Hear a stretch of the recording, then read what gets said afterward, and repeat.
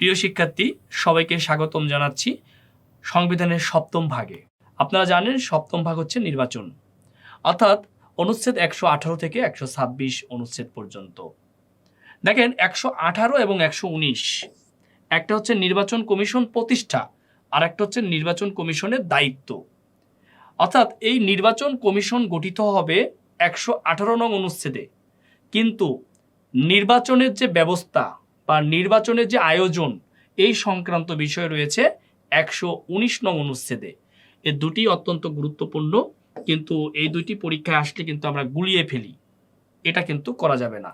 120 নং অনুচ্ছেদ নির্বাচন কমিশনের কর্মচারীগণ সম্পর্কে রয়েছে। 121 প্রতি এলাকার জন্য একটি মাত্র ভোটার তালিকা প্রণয়ন করতে হবে। 122 নং অনুচ্ছেদ ভোটার তালিকায় নামভুক্তির যোগ্যতা। আমাদের দেশে জানেন যে 18 বছর বয়স হলে ভোটার তালিকায় নাম অন্তর্ভুক্ত করা যায়, তবে তাকে নির্দিষ্ট একটা এলাকার অধিবাসী অবশ্যই হতে হবে। 123 নির্বাচন অনুষ্ঠানের সময় ঘোষণা বা কখন নির্বাচন হবে বা নির্বাচন কমিশন যদি নির্বাচন অনুষ্ঠানের সময় ঘোষণা করে তা 123 নং অনুচ্ছেদ অনুযায়ী করবে।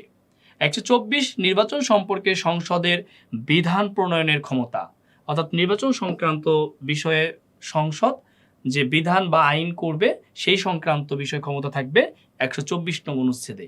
125 নির্বাচনী আইন ও নির্বাচনের বৈধতা সংক্রান্ত বিষয় থাকবে 125 নং অনুচ্ছেদে।